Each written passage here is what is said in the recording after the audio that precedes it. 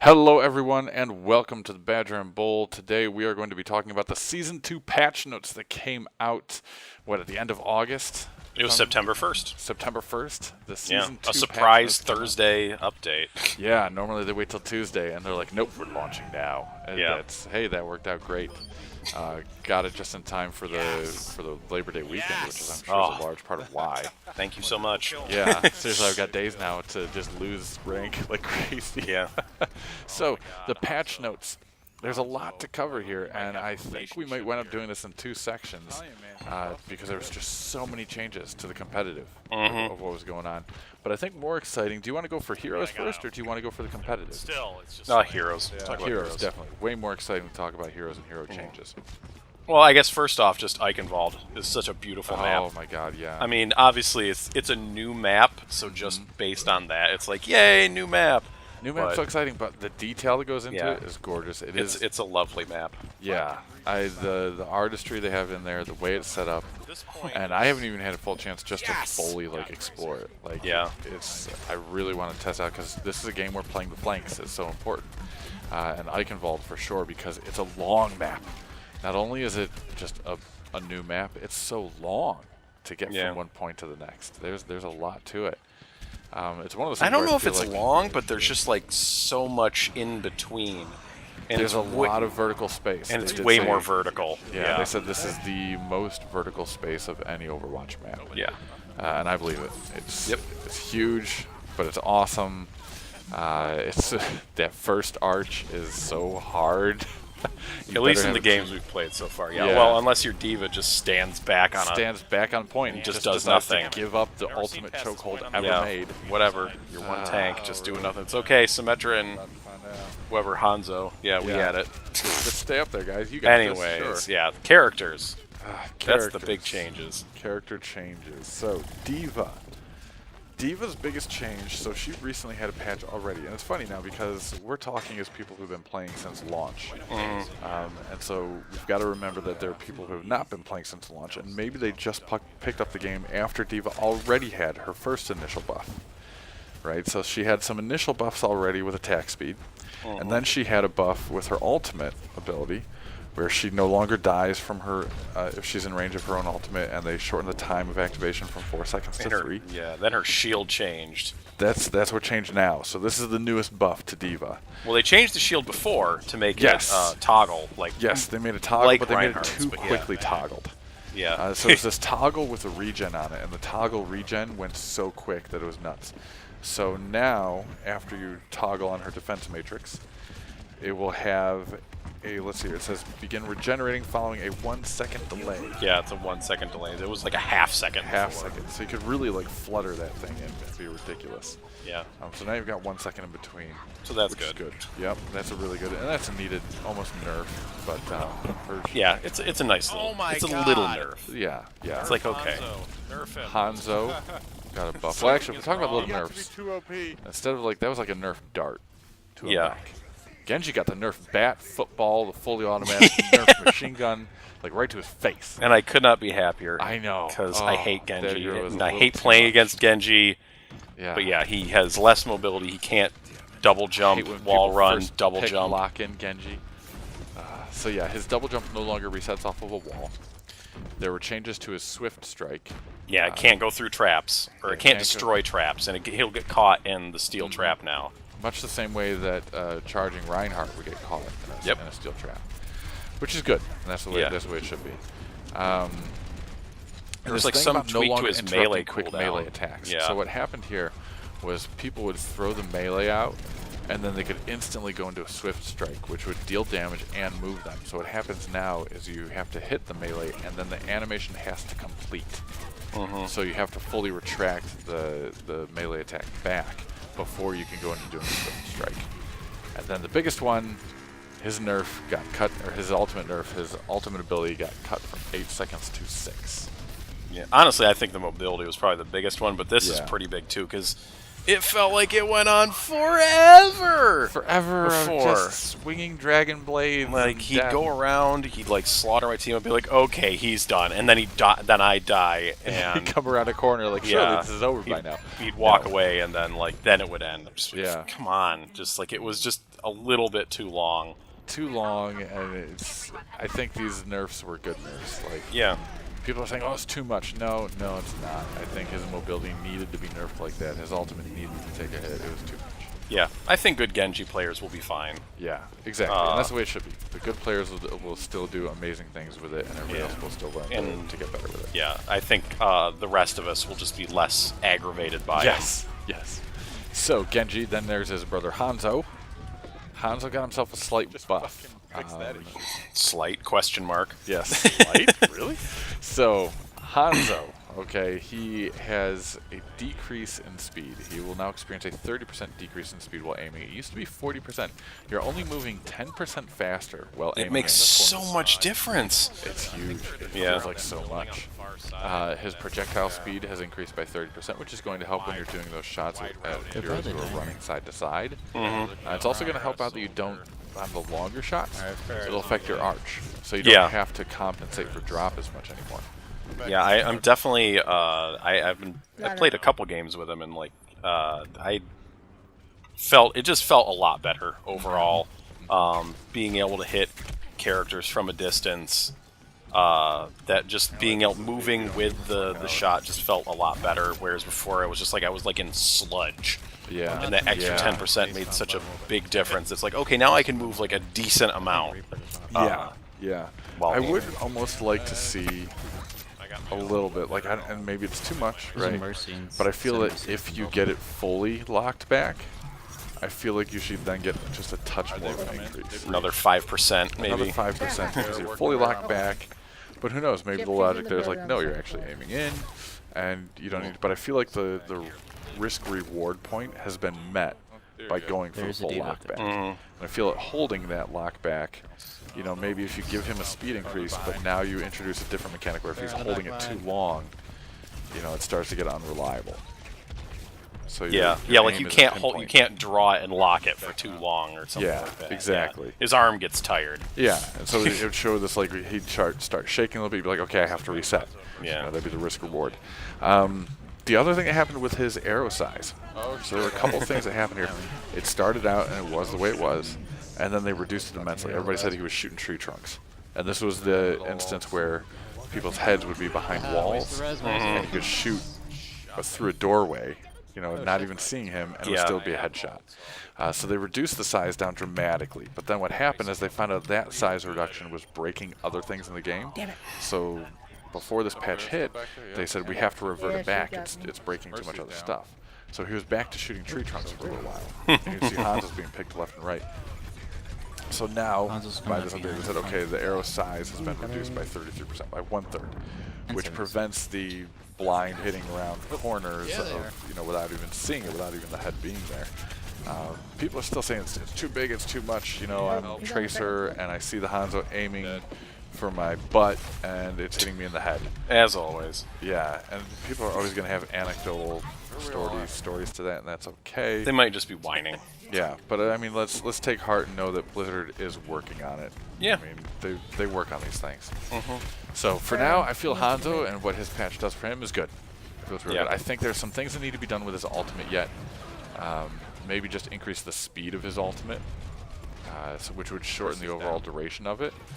But, you know, who knows? But I just feel like his ultimate is one that's getting to be a little too easy to evade or dodge. And I'm saying this to the guy who just got a 4K tonight from his ultimate. You know, like you just got one tonight. You know, yeah, because like early on in Overwatch, like that would get people all the time.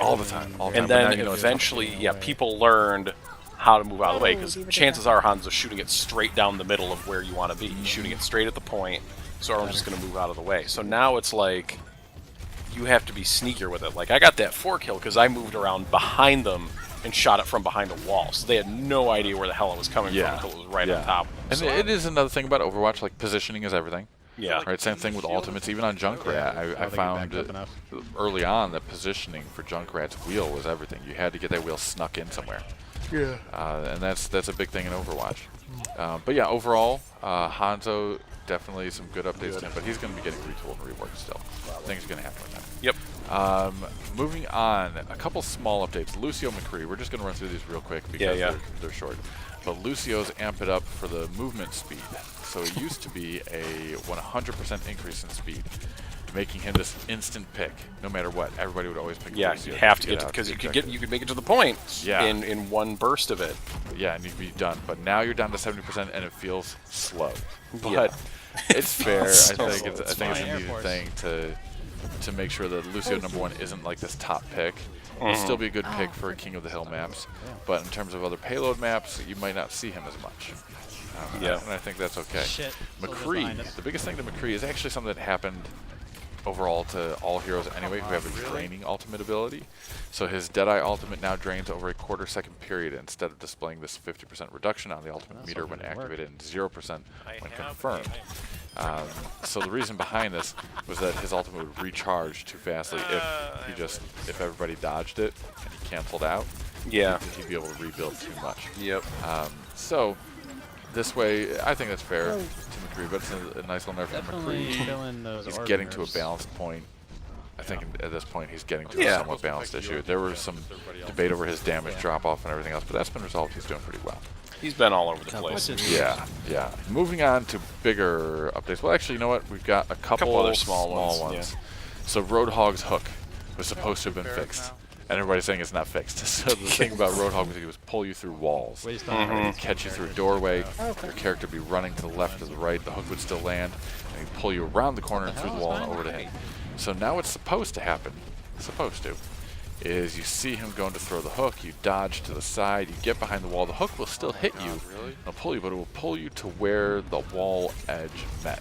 And that it won't like yank you around stuff. Yeah, so it nailed you, it will pull you to where the hook would have initially caught you. And that's about it, or at least when it was thrown. Right? Because that's how the whole thing about this is his hook triggers based on where you and Roadhog are when the hook is thrown. But yeah, it's still buggy. That's still going to get worked on. Totally going to get worked on. Soldier 76. There was a change to his bullet spread.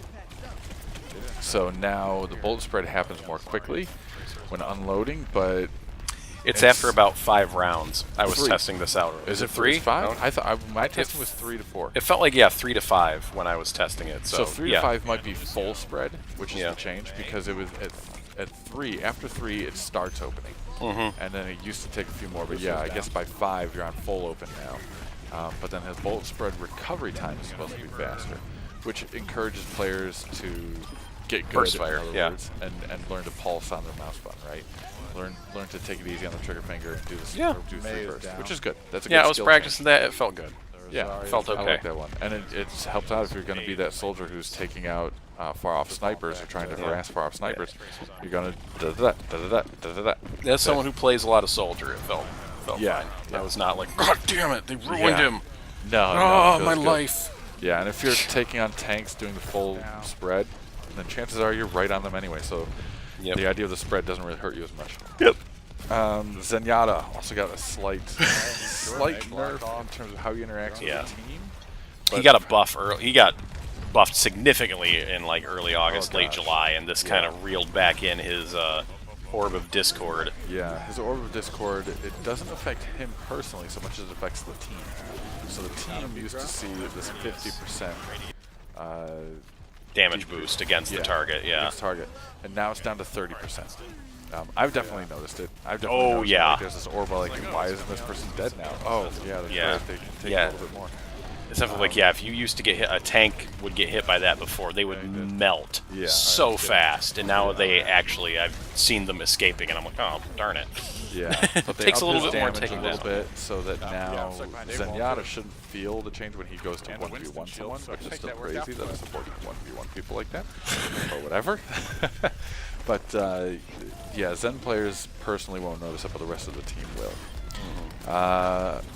Bigger ones here. We got Mei, who's on the slightly bigger change.